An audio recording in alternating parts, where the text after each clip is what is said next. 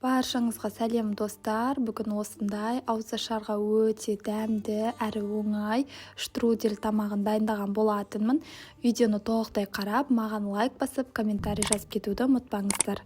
Ең алдымен осылай етімізді орташа көлемде, видеода көрсетілгендей етіп турап алатын боламыз. Менде сиыр еті, өз қалауыңыз бойынша басқа да ет түрлерін пайдалансаңыздар болады. Онан соң көкөністерді дайындаймыз. Бұл жерде бір дана сәбіз, картошка және жуа, сарымсақтарды пайдаланатын боламын. Ең алдымен сәбізді осылай орташа көлемде турап алатын боламыз. Онан соң осы жуамызды жартылай сақиналап, жіңішке етіп турап шығамыз. Сарымсағымызды да орташа көлемде, яғни бір сарымсақты 4 бөлікке бөлген болатынмын. Енді ыдысымызға 4-5 ас қасық көлеміндегі сұйық майды құямыз. Онан соң үстінен осылай етімізді салатын боламыз. Қуырып аламыз оны және де сарымсақпен жуамызды саламыз. Орташа отта жақсылап қуырып алатын боламыз. Осы жуамыз жұмсарып, өзіндік сөлі бөлініп бастауы қажет. Мінекей, менде қуырылып жатыр. Жуам кішкене болсын езілген, яғни жұмсарған. Онан соң үстінен қатырылған тәтті бұрышты және де сәбізімізді, жазда жабылған осындай томат, приправа бар болса, соларды да қоссаңыздар болады.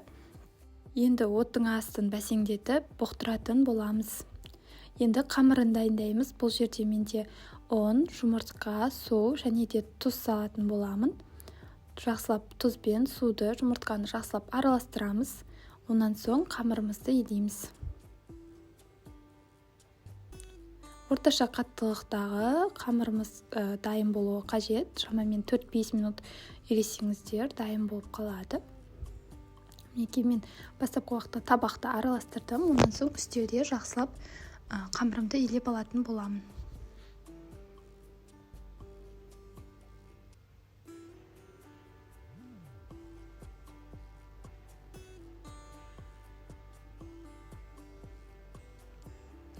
Мінекей, қамырым дайын. Енді оны демалу үшін 10 минутқа салфанға салып қоятын боламыз.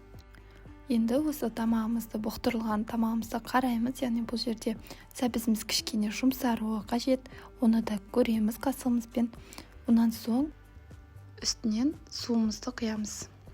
Су бетін толықтай басып тұруы қажет, етіміз пісуі үшін. Онан соң тұзымызды салатын боламыз. Дәміне қарай осылай салсаңыздар болады. Енді оларды 1 сағат бойы пісіреміз. Енді салмасын дайындаймыз. Бұл жерде менде асқабақ, тұз және де қара бұрышты салып, жақсылап араластыратын боламын. 2 түрлі салманы пайдаланамын. Бұл жерде бұл асқабақтық, екіншісі осындай аскөкті қосып дайындайтын боламын. Бұл да өте дәмді болып шығады. Аскөкті жақсылап ұсақтап турап аламын. Онан соң сарымсақты да ұсақтап тураймыз.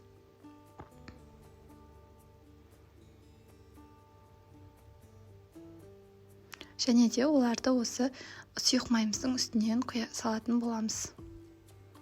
Жақсылап араластырамыз. Қамырым мінекей 2 бөлікке бөлдім. Бірінші бөлігі осылай өте күшті болып, жұмыс жасауға ыңғайлы болып тұр. Кішкене ұнымызды себіп, жайып бастаймыз. Мінекей, осында видеода көрсетілгендей жұқалап жайылуларыңыз қажет. Онан соң үстінен кішкене сұйық майды себеміз және де осы асқабақты массамызды салып, жақсылап жайып шығатын боламыз.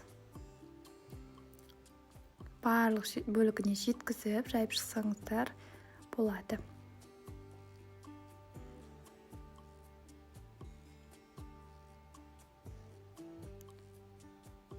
Мінекей, мен енді оларды орап шығатын боламын.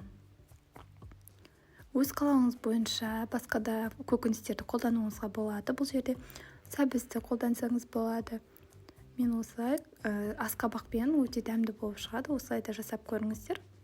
Оларды жақсылап орап шығамыз. Онан соң мантаварканы, яғни осылай сұйық маймен майлап аламыз да барлық бөлігін. Онан соң осы қамырымызды салатын боламыз. Бірінші салмасы осындай, енді екінші салмасы менде қамырымды тағы да екіншісін жайып алдым. Онан соң осы сұйық май, аскөк және де сарымсақ қосылған салмамды жақсылап осының бетіне жағып шығатын боламын. Барлық бөлігіне жеткізіп бірдей етіп жағып шығыңыздар.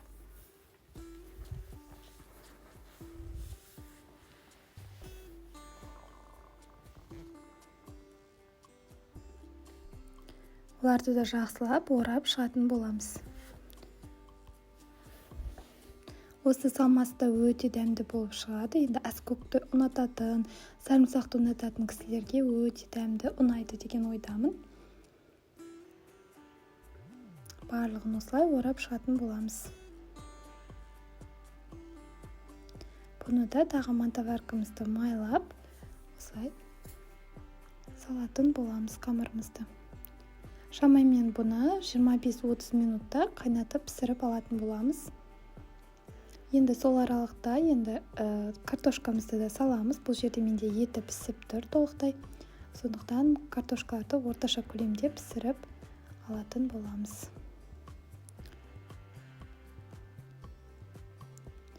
Картошкамызды саламыз мінекей. Жақсылап араластырып жібереміз. Осы кезеңде дәмін көріңіздер. Тұзы аз болса, көп болса, сол моменттерді байқап қараңыздар. Мінекей, енді менде 25 минуттан соң осылай қамырымыз дайын, яғни пісіп тұр. Бұл жерде аскөкті начинка. Оларды жақсылап кесіп шығатын боламыз.